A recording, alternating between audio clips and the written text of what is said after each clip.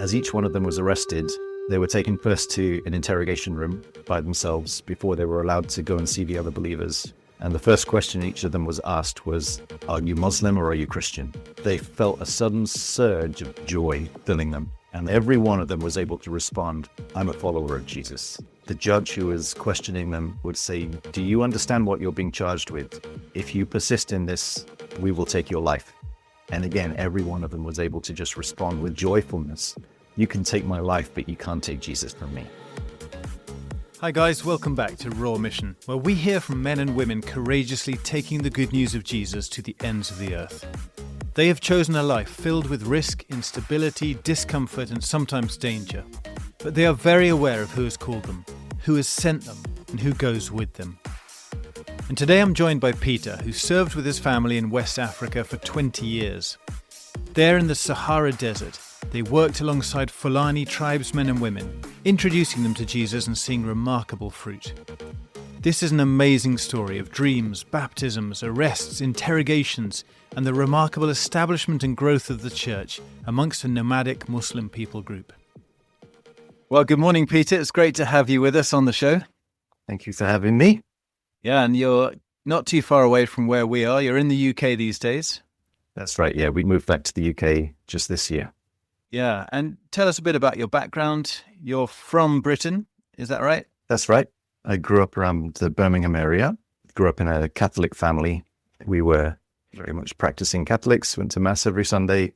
I had an awareness of God and believed in God. But if you'd ever asked me, what's the gospel? I'm not sure I would have known what you were talking about. Was really following that sort of Catholic lifestyle of regular confession and receiving sacraments and going to Mass. And I was going to a Catholic school, church-based school. So very much aware of God and very much believed in God, but didn't really have much idea of how that should be applied to myself. Were both your parents practicing Catholics? Yeah, very much so. I was an altar boy, so again, if you'd asked me what's the gospel, I probably would have thought it's that big book with the golden edges that I hold up for the priest to read from. That's about as much as I would have understood. But then later I was invited to a youth group at a local evangelical Anglican church. So that was really the first time that I was involved in any kind of Bible study, and the first time I really heard the gospel about Jesus coming and dying for forgiveness and for the need for repentance and following him. How old were you then? Oh, in my mid-teens. But even there, I certainly was not living as though I was following the Lord, very much getting involved in heavy drinking and experimenting with drugs and all that sort of thing that goes on in teenage years, but just aware of God in the back of my mind. Interesting. So when did all that begin to change and become more serious for you? It's really when I was a student at university. I moved to Oxford for university, and the first couple of years were really spent, again, just partying, being out with my friends. I had some Christian friends in my college who would keep inviting me to come to church and come to Christian Union meetings, for example, but I would try and avoid it at all costs, but would still describe myself as a Christian and would still argue for the existence of God with people, usually over several pints. And it got to one day when some of my friends, my non-believing friends, just challenged me and said, "Hang on, you describe yourself as a Christian, but you're not living like one. You just live like the rest of us. What's that all about?" And I was really just struck over those next few days. I really just came to a point of realizing that I was a hypocrite, that if I really did believe the things that I said I believed about Jesus and about God, about salvation, that really required some sort of a response from me. And I'd never made that sort of a response. I wasn't living as though Jesus was Lord. And so God really used my non-Christian friends to bring me to a point of repentance and surrender. And then really over the course of that year, my third year at university, I turned right around and began to live as a disciple. And so you found a church at that point during your final year at uni? Yeah, I found the church that I'm still part of now, some 25 years later. So yeah, it's a really great church that focused on one-on-one discipleship with everyone who wants it. And that was just transformative to me. It took a good while to break the power of addictions and other things that I was wrapped up in. But yeah, the Lord was really kind to me in bringing me into that community. And when did Africa come into the picture? So again, with my background, I'd never really heard much at all about missions growing up. I remember one mass as a child where I can't even remember which order it was, but a monastic order came and took the mass and were telling us about their mission work somewhere. And so I thought, that's what mission is. You have to be a monk or a priest or something to be involved in missions. There was a guy in our church at that time. You actually did an episode of your podcast with him recently, Len. So he was part of our church, and any opportunity he got to get alongside students and talk about the unreached, he would do so. And so I started to hear from him about unreached people groups, and I was just blown away. I was learning about the Great Commission that Jesus gave us before he went back to heaven. And I was just gobsmacked that Jesus had given us this Great Commission 2,000 years ago, and we still haven't finished it. I couldn't understand it. I was just thinking, goodness, what are we all doing here then? If this job is left unfinished, and if there are whole people groups and places around the world that haven't yet had the opportunity to really hear and respond to the gospel, why aren't we there? So yeah, the Lord really just put that burden in my heart.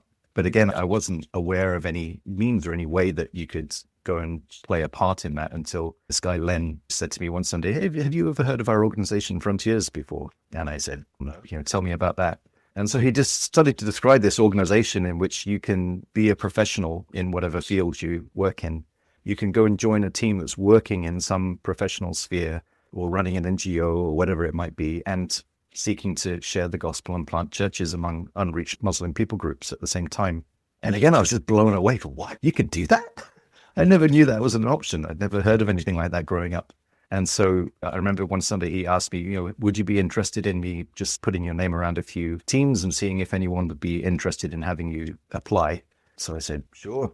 And the next Sunday he came back with a piece of paper with 5 email addresses and 5 very vague locations around the world and said, here, these teams are interested. Why don't you get in touch and see what they say? That's like bypassing our whole mobilization department, straight to the field. He's a mobilization department in himself. Exactly. That is true. Yes, I know Len very well. Oh, that's wonderful. So, yeah, what happened next?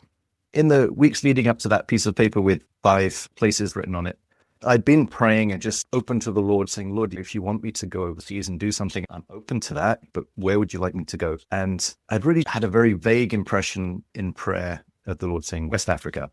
And I knew nothing about West Africa. I had some friends from South Africa, some friends from Zimbabwe, but I probably couldn't name a single country in West Africa at that point. And I remember looking at maps of West Africa and saying, Lord, could you be a bit more specific? This is a big place. But then when I got that piece of paper with those 5 names and email addresses, one of them just said West Africa. I got in touch with them and was asking a bit more and saying, well, can you tell me more specifically where you are? And for security reasons, they wouldn't share with me where they were until further down the process of applying to join the team.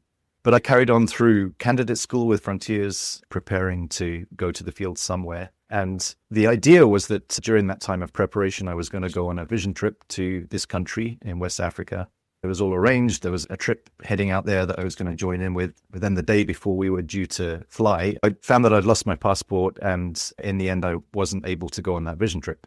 The plan as we'd set it out was that I'd go on this vision trip, and then assuming everything was okay, 6 months later, I would go out for a longer term placement. So within those next 6 months, I managed to get a new passport, and in the end just went out for what was due to be a long-term placement, having never seen the place before, but agreed to stay for 5 months as a kind of probationary, see it and try it and see how it goes. And so that's how I first got out there. What was it like landing there, having never seen the country before? I guess you'd never even been to Africa before then, had you? Been to South Africa on a family visit, but no, I'd certainly never been anywhere like the country that we ended up in the middle of the Sahara desert. I remember stepping off the plane and being hit by this wall of heat and just seeing dirt everywhere and people in turbans and robes and thinking, oh my goodness, what am I doing here? How did I end up here? Yeah. These days, it would be like walking onto a film set of Dune or something like that. It really was like that. This was 21 years ago, so very much less developed than it is now. But yeah, the Lord just took me through a period of really intense jumping into the deep end. The team that I came to join was located in a very isolated place, a rural location in the interior. It took about a whole day's travel overland from the capital city where we had landed to get to where the team was located.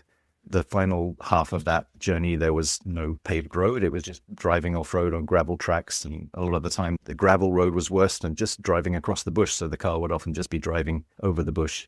It just kept going and going and going. And, coming from England, you can't drive more than 2 hours really in any direction before you're in an ocean somewhere. To drive for 6, 7, 8, 10 hours and it's just going and going. It was just unbelievable.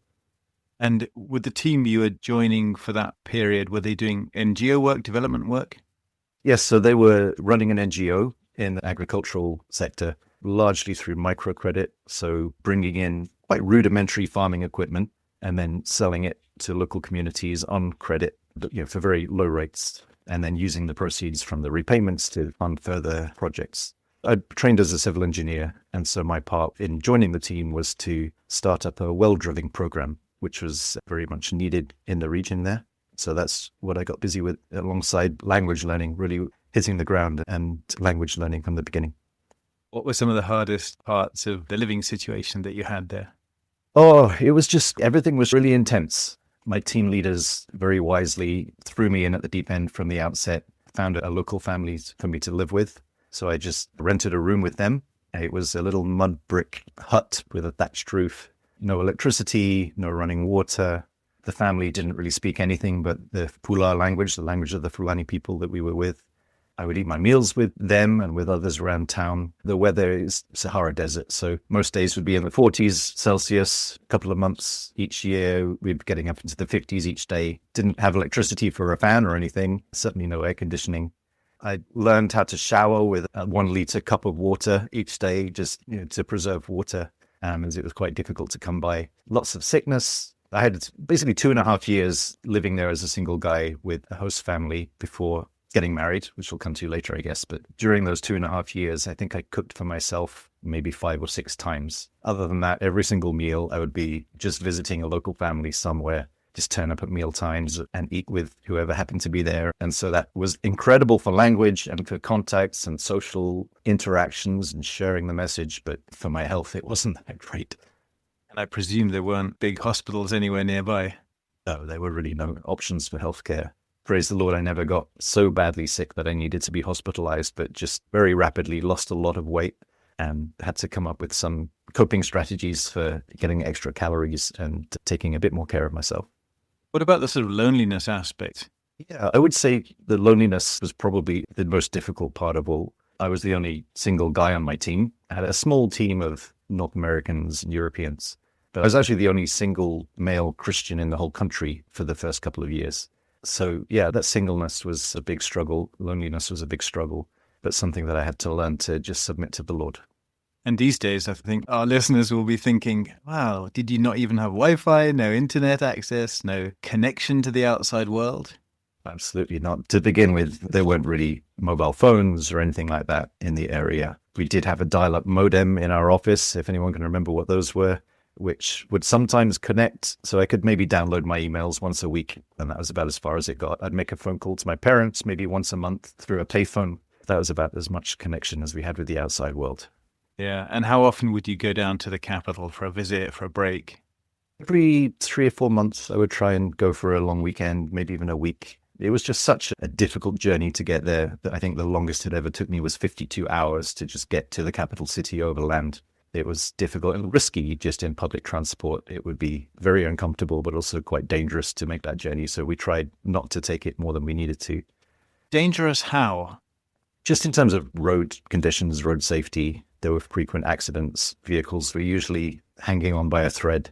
Certainly no seatbelts or anything like that. You'd be driving along and seeing all the car wrecks aside of you as you go. Yeah, that's fairly similar to some of the roads in northern Pakistan for sure. What about when we think about Sahara Desert? I don't know. I imagine scorpions, or did you have mosquitoes out there? What were some of the difficulties with bugs?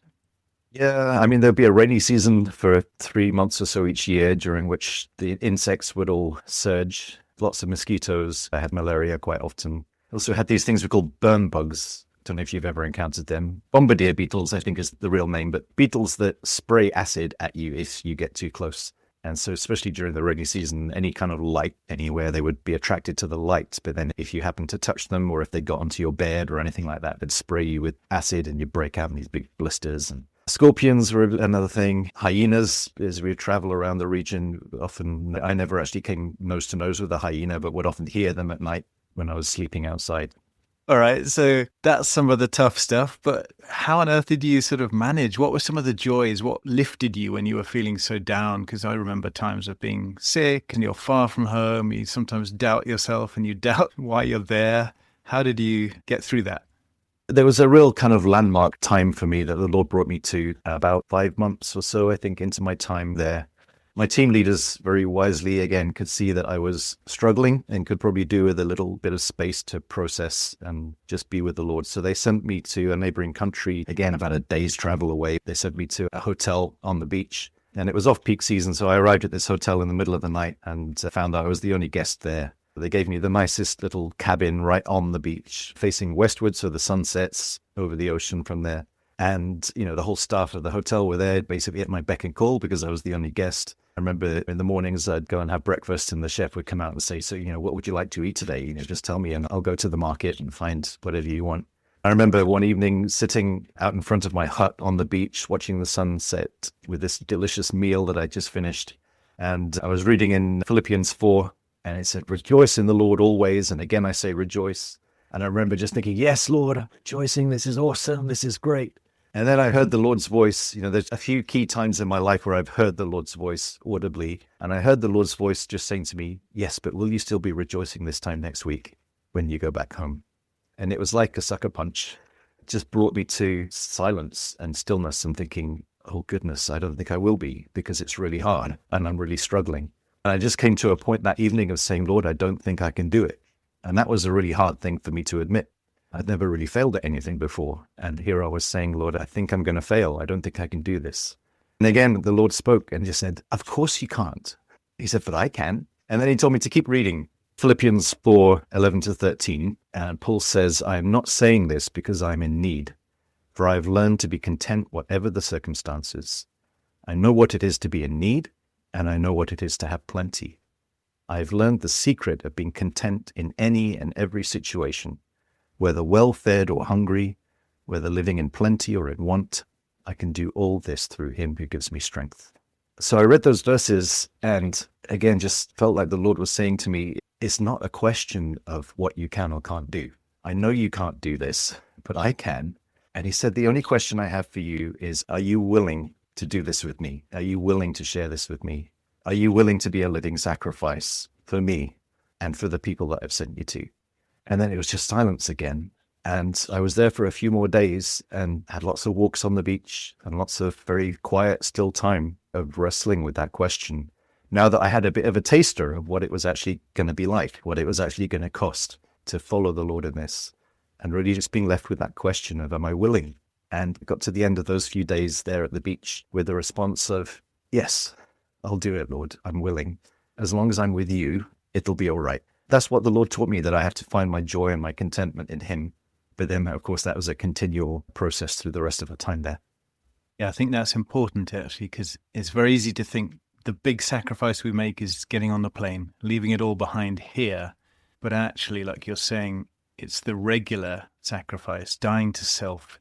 You mentioned you had 2 years or so on your own as a single in that part of the country. At that stage, were there any believers, or were you guys just kind of sowing seeds, looking for openness? There were some people who identified as believers, but they were very far away from us. They were about 6 to 8 hours drive completely across the bush, no roads, no trails, no nothing, to get to where they lived. So we had very minimal contact with them, but there were some. But in the town where we were, there was no one. It was really starting from scratch. And just for context, this is a country of well over 95% Muslim population. Oh yeah, way over that. In 1980, it was listed as the least evangelized country in the world. Basically, no believers at that point. And tell us something about the Fulani. So the Fulani are a fascinating people. They're the biggest unreached people group in Africa. There's probably 40 to 50 million of them. They're also the largest nomadic people group in the world. Their lifestyle is built around cattle and livestock. Often the women will be staying in village locations while the men are moving around with cattle. They live across the whole of the Sahel zone in Africa. So we really believe that they are key to the advance of the kingdom of God in Africa, because the gospel has spread so successfully in sub-Saharan Africa, but in North Africa, we really see very little of the growth of the church as of yet. But I really believe the Fulani are becoming key and will be key to the spread of the gospel from sub-Saharan Africa to the north, because they really occupy that whole zone that has until now been a sort of a barrier to the spread of the gospel. Have you ever thought about your role in God's great mission to draw all people to himself? There are so many ways you could get involved, even if you don't end up overseas. You could share some of these episodes with a friend, introduce Raw Mission to your church, give us a 5-star rating, or write us a review.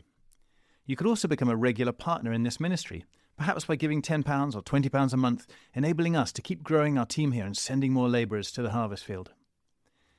You could even join our team in the UK. We're often on the lookout for new staff, for advocates and mobilisers around the country, or for those of you with finance and administration gifts who could work with us here in the office. Do pray about that. Thanks, guys. And now let's rejoin the interview.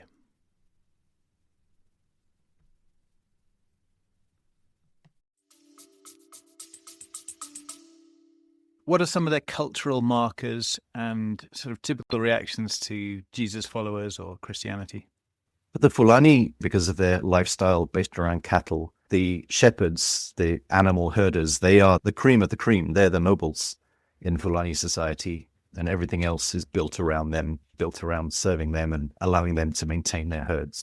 So wherever you find parables and stories in the Bible of anything to do with shepherding, anything to do with animals, it just speaks so directly to the Fulani. They taught me so much about shepherding and how to be a good shepherd and how to really appreciate Jesus as the good shepherd, because it's just such a deeply held part of their culture. Hospitality is extremely important to them, so welcoming strangers, welcoming people to stay and live in their homes with them for as long as they want to. They taught us a lot about that as well. And are they quite used to conflict because they're moving around a lot and the sort of fights over land and territory? Yeah, absolutely. You hear a lot these days about Christians in Nigeria being persecuted, for example. And a lot of the persecution of Christians in Nigeria is at the hands of Fulani. It's often presented as a religious conflict, but really I believe it usually boils down to land conflict, because these cattle herders, obviously they don't have fields where they keep their cattle with grass that's growing all the time. They're just grazing openly and will be then in conflict with people who are trying to plant crops on their grazing land. So that conflict often just spills over into bloodshed.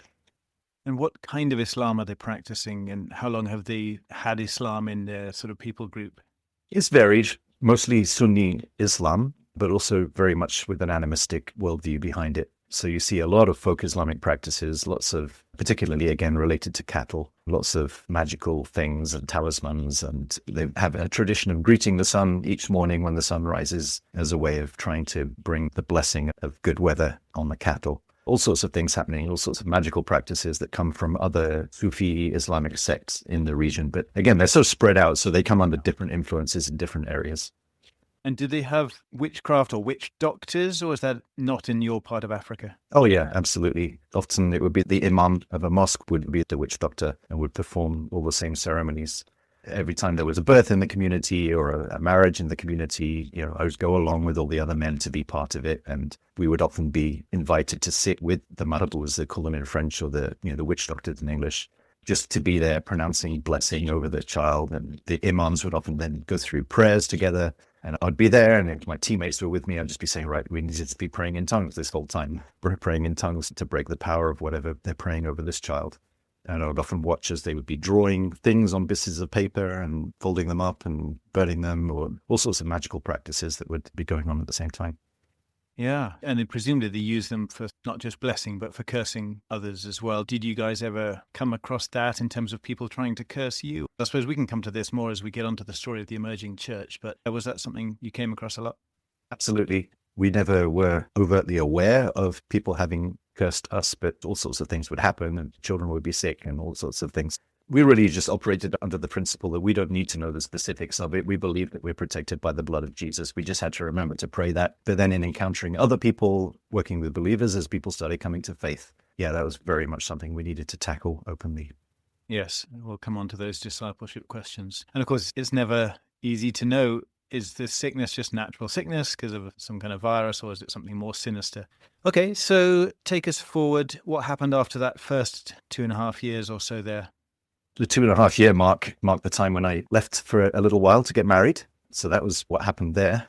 Yeah, tell us about that. Right. So as I said, loneliness was probably the biggest struggle for me. Not really having anyone that I could share deep things with. Had lots of local friends and spent lots of time with people, had time praying with my team, but didn't really connect on a deep level and a spiritual level with anyone that was around. talking with my team leader about that. And he recommended at one point, well, why don't you just go back to England and perhaps try and find a wife who would be willing to come back here with you? And that really just didn't sit well with me. I felt this is such a hard place to live. I don't think I could invite anyone to come and live here with me on the basis of my calling. And so the Lord put it in my heart to just pray for a woman who had already received that call and had already responded to it, under her own steam. And there wasn't anyone that fit that description at that point when I started praying that. But eventually a young lady arrived in the country and joined another Frontiers team working in the capital city. Shortly after she arrived, we had a regional conference where all of the teams from that region got together. So I got to talk with her a bit there and got to know her a little bit. We hit it off pretty well. And so a little while after that, during my next trip that I planned to go to the capital city for some R&R, I asked her for a date and she surprisingly said yes. So we had a date chaperoned by some friends of ours. They invited us over to their house. And then after the dinner, they set out tea and cakes on their roof and just said, oh, we've just got some things to do. Why didn't you two just go up there and have some time to talk? And then I pretty much told her that I wanted to marry her that night and she didn't run away. Wow. And on your first date? Yeah, on our first date. I said, look, I need you to understand. It takes me, sometimes 50 odd hours to get here. So if I'm going to keep on coming and visiting you, I just want you to understand that, this is my intention and this is what I'm hoping for. And if you're okay with that, let's carry on. And yeah, within a few months of that, we were engaged and then spent a year back in our home countries. She's from the US. So we spent a year after we got married, learning to be married and getting used to each other, as we didn't actually know each other all that when we got married. Yeah, sounds very familiar to my story. Yeah, but really, we just found that the Lord had given us similar callings, similar faith, that we were committed to following it together, that we were just looking for someone who was similarly obedient. And so thought, this is good. We can learn to love each other and we can serve together and trust the Lord for fruitfulness. And now, several years later, you've got 5 kids? That's right. Yeah, they just kept coming. Yeah, the Lord's blessed us richly. Of course, in Africa, people criticized us for only having 5. In England, people criticized us for having 5. So, can't please anyone really, but we're very grateful for our kids and they formed an essential part of ministry as a family. And so when you returned to West Africa, presumably it was just the 2 of you at that point? We actually had our first child pretty much straight away. So we returned with I think she was 3 months old and moved back to the town where I had been in the interior. Wow. And what was that like? It was really special, just starting to build this life together that we had been dreaming of, moved into a house. So again, we went back to join the team that I had been part of before. The team leaders actually, with schedule planning, you often find this on teams that people are coming and going all the time. So I think a week after we arrived, our team leaders left for a 6-month break. So we were really, again, in at the deep end as a family, just figure things out for ourselves. Of course, I had been there for a couple of years already. I had lots of friends, but now as a married man, introducing people to my wife and my daughter and figuring out how to live as a family there together. I mean, that's a huge kudos to your wife, because to go into your world where you've already got a head start on culture and language and living scenarios. Yeah, it's amazing that she was able to head up there to your world. I suppose she'd been there as a single herself and learnt some language. Yeah, she had also had a year and a half in language learning as a single person there as well before we got married. So that was a real kindness of the Lord to give us both that intense time to step into that calling, to learn language, to learn how to relate to local people, and then to be able to proceed together. Great. So tell us about the emergence of the church in that part of the world. It's just an amazing story in which we played a small part, but I think it was about 2 weeks after we got back there as a family. We just found a house and moved into the house and unpacked our few belongings and found some mattresses to sleep on, all that kind of thing. So we basically felt like we just arrived. And then one evening, a man turned up at my doorstep. I'd never met him before, but he'd actually met some of my teammates before, but none of my teammates at that point, none of the men on our team spoke our language. So they were working with a different people group. So they hadn't really been able to communicate with him very well. But they'd realized that he wanted to talk about Jesus. So they just said, look, this guy is coming back soon. He'll be here in a few weeks. Go visit him. So anyway, this guy turns up at my door and he says, I've had a dream about Isa, the prophet Jesus. Can I talk with you about that? And I thought, I need to be a bit cautious here because this has never happened before. He could be a police informant. I'm not really sure. But nevertheless, just invited him in to our home. My wife started making tea and all the hospitality stuff. I sat down with him and, a bit of small talk and get to know you and where do you live and who you're related to and all that kind of thing. And then I just invited him. You said you had a dream. Do you want to tell me about that? And so he described this dream to me. He said, I was dreaming in the night and I saw Anabi Isa. I saw he was far away from me, but he was all dressed in white. He was gleaming white. And I just knew that this was Isa. And Isa was beckoning to me with his hands. He was beckoning for me to come. And he said, as I was dreaming, I was trying to get close to Isa, to Jesus. But there were so many obstacles in between us that no matter how hard I tried or for how long I tried, I couldn't get one bit closer to him. And he said he woke up the following morning just weeping and filled with this sadness that he hadn't been able to get closer to Jesus. And he just said to me, can you please tell me, how can I get close to Jesus? I have to get close to Jesus. And I thought, I've only been here 2 weeks. I was expecting this to take a bit longer once we got back, but my wife was there and was overhearing bits of the conversations. So she was sending text messages to our teammates saying, this is happening, pray. And so over the course of that evening, I just really took him from Genesis to Revelation, creation to Christ, telling him the story and, of course, focusing on Jesus and Jesus's death and resurrection and repentance and faith. And he just said to me, this is amazing. This is what I've been waiting for. I believe everything you've said. What do I do? And so I was able that night to just lead him in a prayer of just surrendering his life to the Lord. And he said, this is amazing. This is great. But he said, I've got 3 brothers who are going to want to hear this as well. Is it okay if I bring them back tomorrow night? Would you share the same thing with them? And I said, all right, of course. So the next night he brings his brothers along. He said, just tell them everything you told me last night. And so I just went through the same thing again. And by the way, this is, in hindsight, so grateful to the Lord for that period of 2.5 years for complete immersion in language and lots of practice of sharing the gospel without really seeing anybody come to faith. When that opportunity unexpectedly came, I was just in a place of readiness to be able to share the story and not to have to think about it too hard. So really grateful to the Lord for that. But that night, again, I just shared the same thing with these 3 brothers. And they had the same response, just, yeah, we believe that. We've been waiting our whole lives for this. What do we do? And leading them again and just giving their lives to the Lord. And it was shortly after that, a few weeks later, that they were all baptized together. Praise God. How does baptism work in the Sahara Desert? Thankfully, we lived close to a border on a river. It was about 2 hours drive away. So at that point, we would often just take people to the river.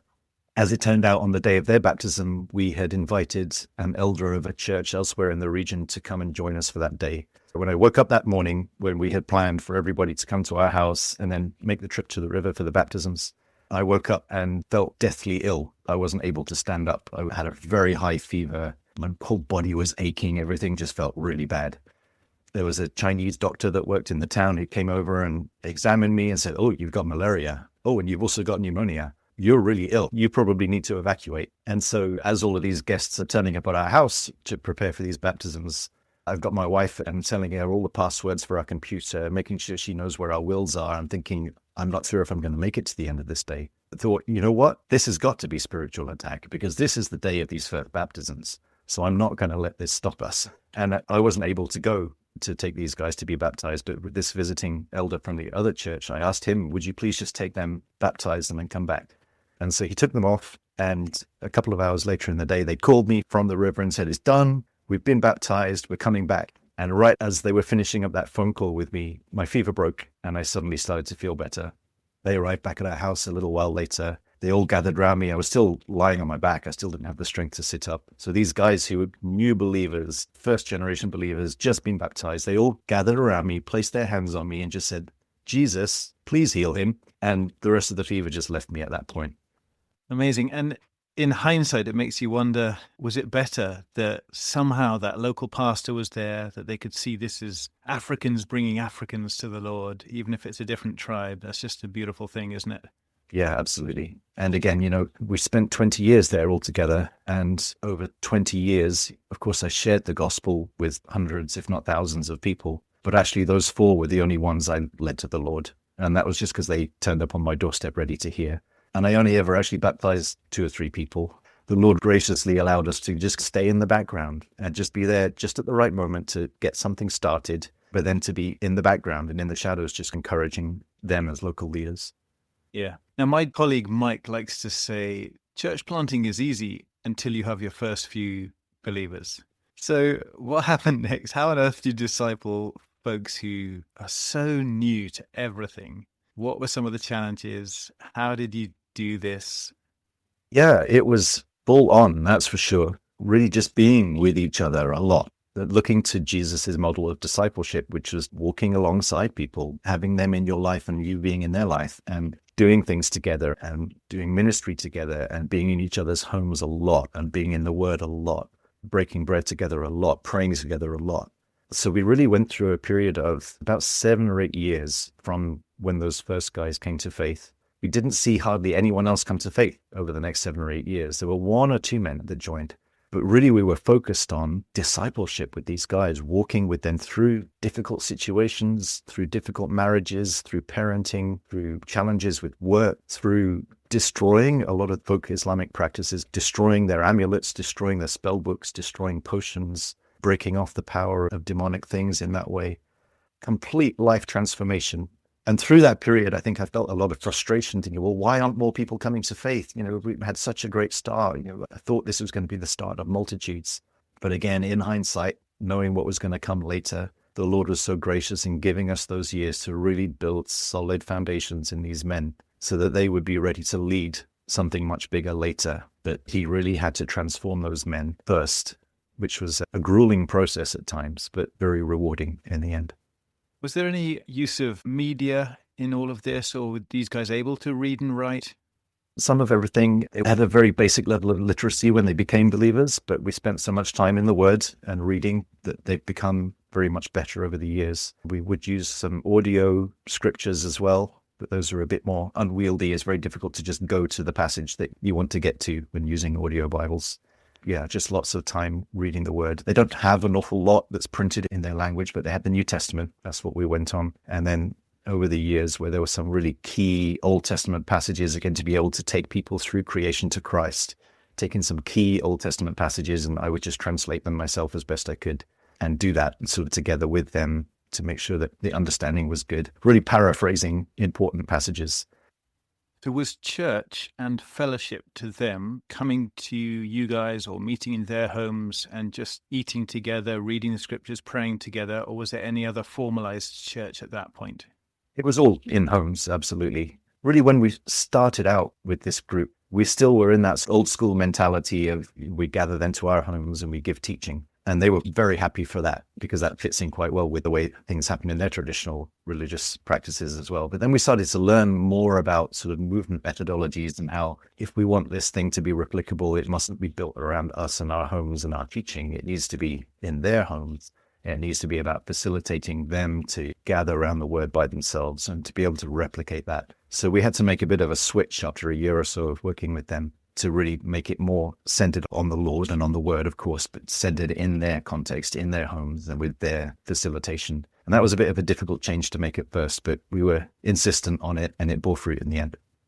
And what was the reaction to the community? Were these guys pretty public about their new faith initially, or was it a slow revelation? They were very open with their immediate family and their close friends. So that led to some trouble for them. Various of them lost their jobs because people that they had been working with wouldn't work with them anymore. So a large part of discipleship in that context was then walking through with them, starting their own businesses. And how do you run a business as a Christian? How do you run a kingdom-minded business? How do you run a business with integrity and honesty and paying your taxes and all of that kind of thing? So that was a big deal. With their marriages, my wife and other women on the team were just very faithfully visiting the wives of these men who'd come to faith and sharing the message with them. And these wives of the believers, really within a fairly short time frame, were seeing, wow, we can really see the change in our husbands. We can see that this is true because we can see the difference it's made to our husbands. They're not cheating on us anymore. They're not lying and stealing anymore. They've been changed. They're living the way we're supposed to live, but none of us have actually been able to do it. But now, because of Jesus, they've changed. But they would say, we can't follow them into this because we would be dishonoring our fathers if we did. So the women really took a lot longer to come to a point of faith as well. So sort of mild persecution in a sense and struggles early on, but nothing too crazy. No violence, no arrests by government, anything in the early days. So how did everything develop? Toward the end of that time, 7 years or so, the security situation where we were was getting gradually worse. And within a fairly short space of time, the Lord made it very clear to us that we had to leave. We were under imminent threat. We had to leave the area where we were living there with the believers. which we did. We got our team together and said, all right, we've got 36 hours. We're leaving in 36 hours. Pack a few bags. Don't tell anybody we're leaving. It was a very abrupt leaving, and it felt at the time like a disaster. We thought, they're not ready for us to leave. The church is too weak. This is probably just going to fall apart if we're not here to support them. So it felt gut-wrenching, but it was a step of obedience that the Lord had said we had to leave. So we left. What was the security threat? The Al-Qaeda was spreading across the region. So we knew in general terms that things were getting more dangerous. We were thinking we'll just keep going and we'll just stay until, if we get a specific threat, then we might consider leaving at that point. But then over the course of a week, we had 10 messages from supporters all around the world, all saying, I was praying for you the other day and I suddenly felt the Lord give me this verse for you. 3 of those people gave us the verse from Matthew's Gospel at the Nativity where it says, the angel of the Lord appeared to Joseph and he said, take the child and his mother and go to Egypt. So 3 people gave us that verse. 2 people gave us a verse from Genesis related to Noah, where it says Noah carefully obeyed everything the Lord had told him. People were saying, I'm not really sure what the significance of this is, but I need to give this to you. And then again, within that week, a 2-year-old child, who was our 3rd child, had a series of 3 dreams in which she said, bad men came in the night and they took you and mommy away and killed you.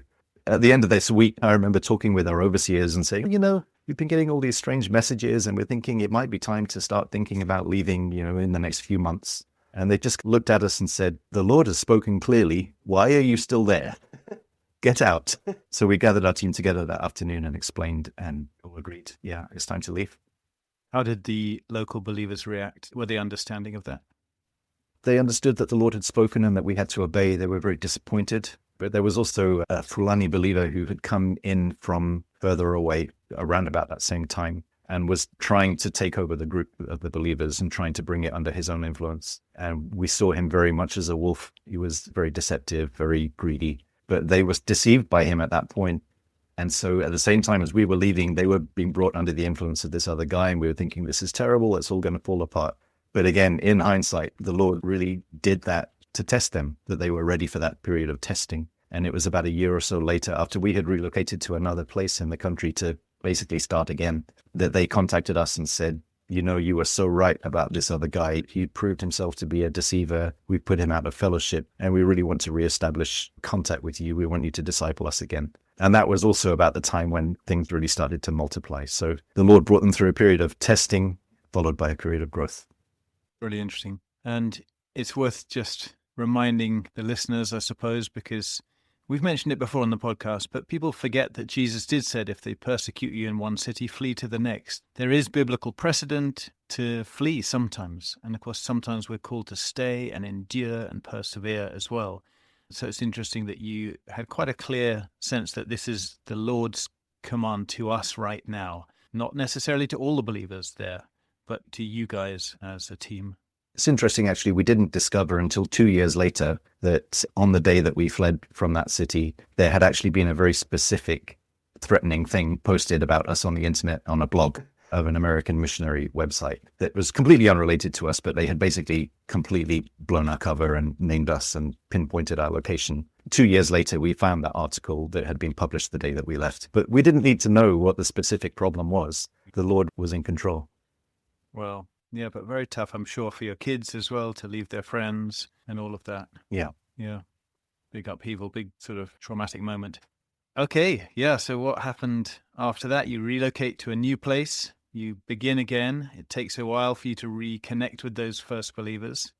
Yeah. So we had recruited a new team, starting ministry again in a new area, again with Fulani, but then you start from scratch again and pray for the previous ones. And then, they got back in touch, as I said. So I mentioned the wives of these first believers and how they had been resistant to faith.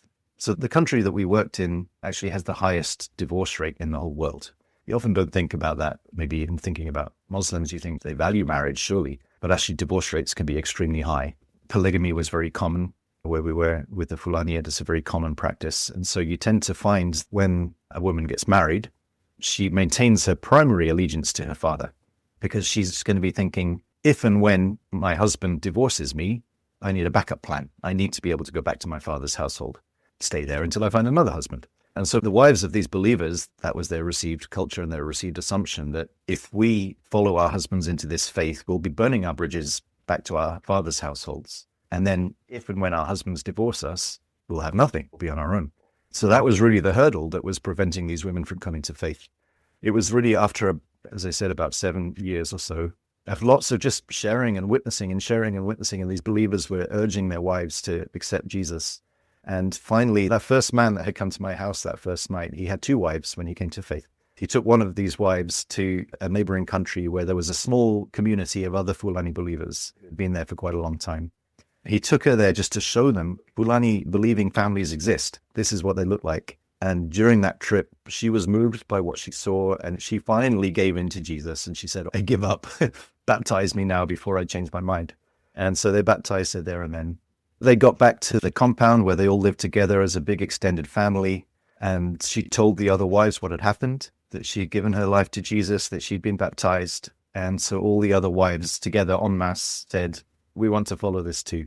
Within a day or two of them arriving back, all of those women had come to faith too.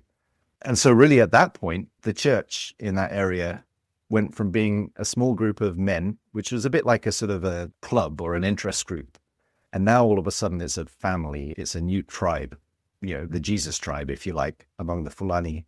And people started to notice and see these radically transformed marriages, husbands and wives committed to each other, faithful to each other, loving one another, particularly fathers loving their children, investing in them, teaching them about the Lord. All of this is just absolutely radical in their society. And people were noticing. And from that point on, we started to see rapid multiplication. We started to see whole families coming to faith together, young, older people all worshiping together, gathering together, rapid growth. Beautiful. What did worship look like for them? Did they have their own songs and their own languages? It was awkward at first. There would be spoken worship. In Fulani culture, among the Fulani people, music is something that is done only by a certain caste of slaves. And it's basically a form of begging. Musicians would turn up at weddings, baptisms, that kind of thing, and sing music to praise the family that were hosting the event, as long as they keep giving money. If they feel like they're not getting enough money and gifts from the family, they'll start cursing them and ridiculing them in song. So that's really how music exists in their culture. That's what it's for. And anyone who's not part of that group of musicians would consider it very shameful to sing or to play an instrument. So that's something that the Lord really started to redeem, and putting songs in people's hearts. And at the beginning, you'd hear people singing, and it would be a cacophony of people who'd never sung before and had no idea how to do it. But over the years, certain ones of them, particularly, the Spirit has given them a gift to be able to make music and to sing and to produce their own worship music. A lot of it just really coming straight from Scripture. A lot of it call and response, where someone will sing something out and the congregation just reflects it back to them. It's just absolutely beautiful to hear. Completely indigenous worship. That's great. I love that. Really interesting insight. Yeah. Okay. So you're starting to see now family after family come to Christ. Did the opposition and persecution go alongside that? Because this growth was all happening in a very isolated area, far away from the cities, the authorities didn't seem to notice it for quite a long time. There's just something happening out in this backwater with a tribe that really isn't involved in government or doesn't really have a lot of influence in the country. So it was ignored. And, the church grew to several hundred, probably 500, 600, 700 people, baptized believers, before things really started to come into public attention in a big way. This was a couple of years ago now, where there had been a baptism, and somebody attending this baptism had decided to record it as a video on their phone and then to send it within WhatsApp groups that were shared between the believers.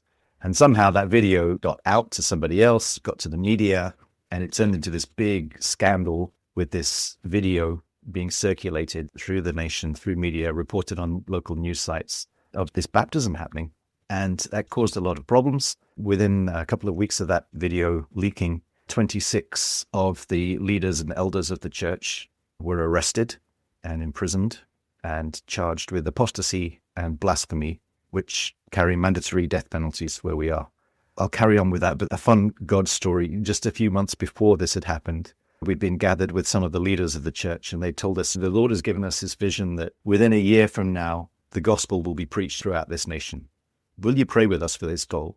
And we thought, gosh, that sounds a bit like pie in the sky, but we'll pray with you for that. This video that leaked, basically the senior leader of the believers among the Fulani there is pronouncing the gospel over this man and then pouring water over his head. And so this thing just went viral throughout the whole country within a few short months after they had asked us to pray that with them. Praise God. Yeah. So the Lord works in all sorts of ways. But anyway, these guys are now all in jail. We've got the youngest was a 15-year-old girl who was imprisoned. There was a few other teenagers who were leaders among the youth in this group of churches, through to adults, people that, some of the original ones that we had led to faith, 3 of them were in prison. And then there were some elderly people also who had come to faith. And men and women. It was really a broad demonstration of the breadth of the church as it was. They knew the arrests were likely to happen just after they were eventually released. We'll get to that in a minute. We were able to gather them all together at our home for a long weekend of debriefing and just telling their stories. And they were telling us about the whole experience. And they said for each and every one of them, once they knew the arrests were happening and they knew that they were likely to be arrested, that they were fearful and they didn't think that they would be able to hold to their testimony under pressure. As each one of them was arrested, they were taken first to an interrogation room by themselves before they were allowed to go and see the other believers. And the first question each of them was asked was, are you Muslim or are you Christian? And every single one of them reported afterwards at the same time, at that moment, they felt a sudden surge of joy filling them. And that every one of them was able to respond, I'm a follower of Jesus. Absolutely a follower of Jesus. And the judge who was questioning them would say, do you understand what you're being charged with? If you persist in this, we will take your life. And again, every one of them was able to just respond with that joyfulness, not just forced, but with joyfulness. You can take my life, but you can't take Jesus from me. Wow. And then, of course, they were all from the interrogation room, then they were sent to a big cell where they were all being held together.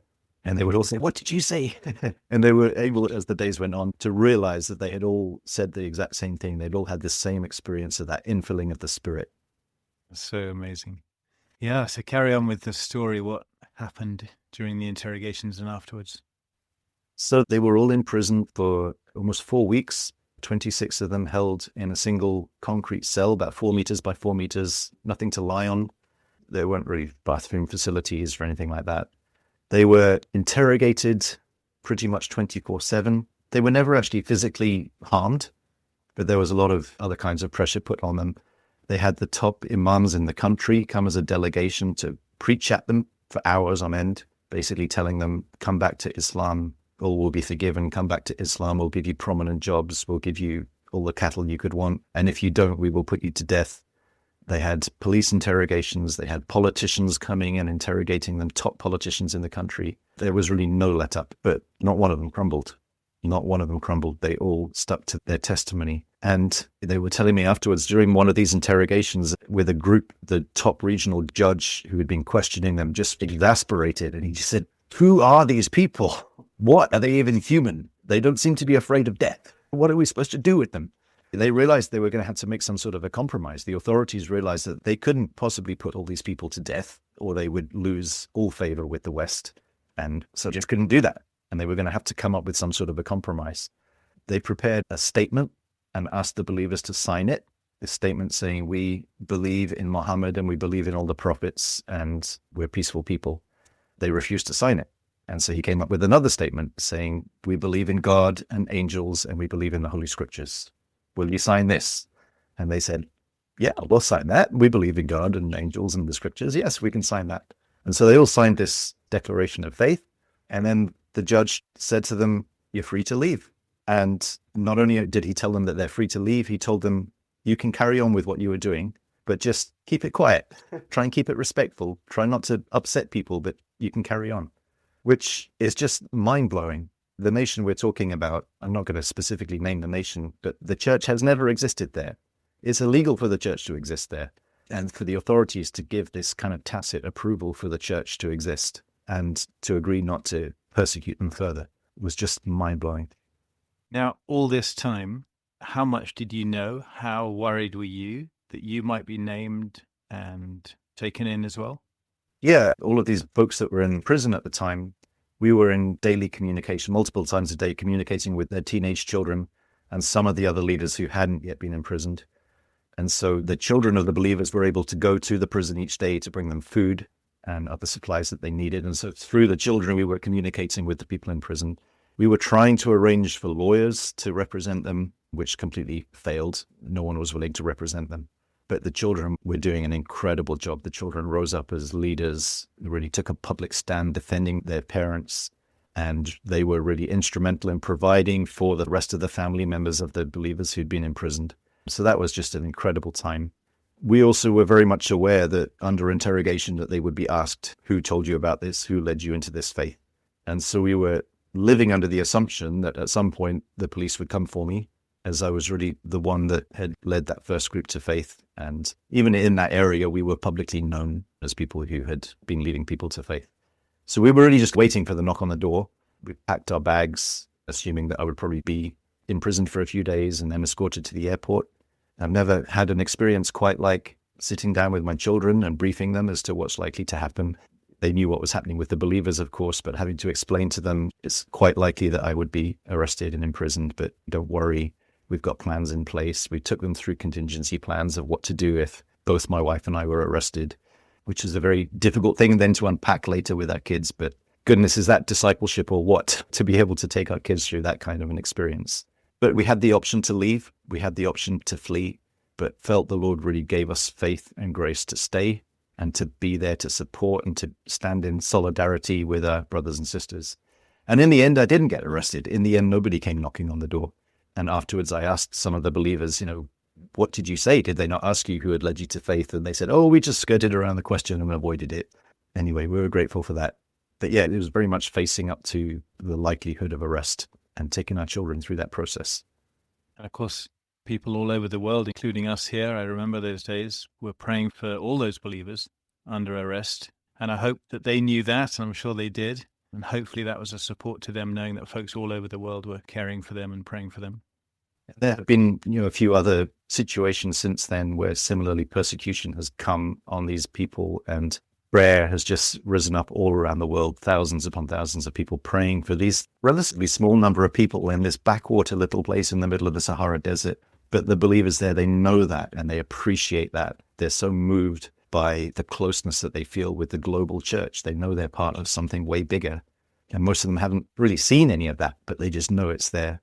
My family and others that are working with them have just had that privilege of linking them into that and telling them about people that are praying for them, telling them how people love them and cheering for them and admire their faith. And it's such an important thing for them. That brings me to another thought, I suppose, that sometimes an emerging church, whether Muslim or otherwise, in a country like that can get very polluted by contact with wealthy outsiders, whether they're Western or Eastern, it doesn't really matter. But they can find all sorts of problems. They go off to another country and they become heroes and stand up and tell their testimonies on stage. But do you think it was a benefit that these guys didn't get that kind of exposure to the global church in person, and therefore some of the temptations and the corruptions and the pressure that others like us can have on them unwittingly? Absolutely. Yeah, we're really grateful for those early years where we were really the only people they had contact with. Since then, there have been a lot more Christian organizations coming, getting in touch with them, bringing sponsorship and all sorts of things that are intended to help, but usually it leads to jealousy and division and, people coming in from outside saying, we're going to teach you how to reach your people, without realizing, hang on, they're already reaching their people and they were quite good at it. And they don't really need you to teach them how you would do it if you were in England or Switzerland or America or Canada or wherever it was. They're doing quite well already. Thank you very much. And people, of course, coming along and saying, we see that you're poor. We're going to just pay you so that you can be an evangelist or you can be a pastor. And you're not going to have to worry about raising a living, which introduces this whole sort of competitive work market, basically, where people are competing for sponsorship, competing for employment from overseas churches. And of course, then members of the churches look on and say, our pastor is being supported from America. We don't need to give anything. And so it really destroys the privilege and the calling of giving within the churches as well. And we just see that repeated over and over again, especially across Africa. And we're seeing some of that, unfortunately, now with the believers that we've been working with. But the momentum is still there also. We're still seeing growth. We're still seeing young people leading, despite a lot of the dampening effects of outside involvement. How did you in the early days avoid that sort of temptation to give financially or step in too far too quickly? It was tricky. I mean, from the outset, the believers were saying, look, we can go and share the message. If you'll just pay us so that we don't have to work anymore, then we can go and do all of this. But again, the Lord really impressed it on our hearts that whatever we're laying here needs to be sustainable, needs to be replicable. We're laying foundations here. I think coming to understand that's really the apostolic task. That's the missionary task, is to lay down solid foundations that can be built upon later. If you're laying down foundations of dependency, foundations of teaching believers that they do not have the resources that they need to grow their own church, then that's going to be the assumption, and that's going to be the culture that will pervade in the church as it grows. And it doesn't usually grow very much under those sorts of assumptions. Yeah. In the show notes, I'll put a reference to a book called When Helping Hurts. And I think that's mostly about NGO work and community development, outside influence that can actually damage. But many of those principles will be the same for the church, for the spiritual growth. I think that could be useful for anyone who wants to dig a bit deeper into some of that. Yeah, there are lots of books on the subject related to missions as well. But yeah, well, this is amazing to hear this story. Thank you, Peter. What do you want to leave us with? Any latest updates or anecdotes, stories from the field that you think will really encourage us? Maybe just even a couple of tips for those who are thinking, how could I ever do anything like that? I don't think I could cope. One thing I haven't really talked much about is teams. One of the big core values of Frontiers is that we do everything in teams. We value that. Through most of the time that we were in this country, we were part of teams, we were leading teams. And I would say when people are exploring a call to the nations, thinking, well, where shall I go? Who shall I serve? The more important question in many situations is going to be, who shall I go with? To find a team that you can connect with, to find a team where you can just agree together in terms of vision and calling. The place is a bit more incidental, honestly, but find people that you can serve well with. My experience of team over the years has been that it can be one of the most rewarding parts of this kind of ministry. You can get really close to people in a team where you're pioneering and you're the only believers around, so you're going to get close. It can also be one of the hardest things of all, because you're getting so close to these people and there's no one else to go to if you're not getting on very well with them. So team can also be very difficult and takes a lot of investment to make it work well, but it can just bear an awful lot of fruit as well. So figuring out who are good people to work with is a really important thing. And just overall, we had 20 years living in the Sahara. There was a lot, you might say, we had to give up and a lot of difficult things. But looking back, I think I wouldn't trade it for anything. I've seen the Lord do such incredible things. And I've seen the Lord grow me and change me in different ways in my family. I wouldn't trade the life of discipleship that my children have had, whatever else they might have missed out on. They've walked a path of discipleship that lots of kids don't get to walk at their ages. I wouldn't trade it for anything. The Lord has been faithful. He taught me on that beach 20 odd years ago, I'm not capable of doing what he sent me to do. And I mustn't ever think I'm capable of it, but he's capable of it. And he's inviting me to walk hand in hand with him and to partner with him and to see what we can do together. And that's been the biggest privilege of my life, to do that along with my wife and my family and team at different times. You'll never regret stepping out in obedience to the Lord. Yeah. And maybe just to finish, what's the assignment the Lord has given you these days and what's your vision going forward? So we continue to work with the local church where we were, with the Fulani church, being on the phone with them, visiting them from time to time. We're also now with Frontiers, we're part of the small team that's overseeing all of our work in most of Africa. We're overseeing teams on the ground and strategizing for where to send new teams to new peoples and places that haven't been reached yet in Africa. And we're also working with churches in the UK to promote God's heart for the unreached and to work with young people who are exploring that call in missions. Yeah, we're really just privileged to be able to continue in this passion that he's given us and to give our all for his glory among the nations. Do you have a final word for the UK church or the church in the West when we might be tempted to sort of give up on global missions? There's so much need around us here. And, well, Koreans are doing a great job. The Latinos, the Chinese are now getting into global mission. Maybe we should leave it to them. Just look at Revelation 7 and then tell me you don't need to do it. Go read Matthew 24:14 and then tell me it's got nothing to do with you. Our God's heart and passion, ambition, will, commitment, promise is to gather in multitudes from all peoples and all languages and all nations. And he wants all the peoples and languages and nations to be involved in that process too. So if we're not taking part in that, we're missing out. We're disobedient and we're missing out on the blessing of obedience. I'm massively blessed at having played a part in this thus far. If our Father cares so deeply about this, should we not care deeply about it too?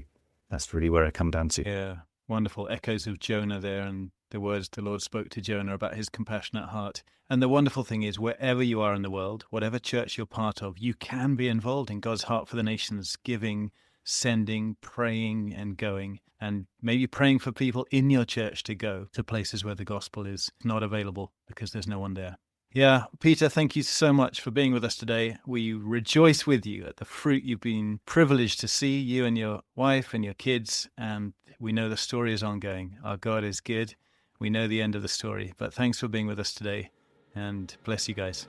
Thanks for having me. Thanks so much for joining us today, guys. Do get in touch if you want to share how God's speaking to you through the podcast, or if you want to partner with us in raising up more workers for the harvest. You can email me personally, matt@frontiers.org.uk. Let's finish with a quote from Dick Brogden. God stood on the court of history and surveyed those who could play alongside him. He looked over the strong, capable, and obvious choices. Then his eyes went to the most insignificant people he could find, and that is who he picked.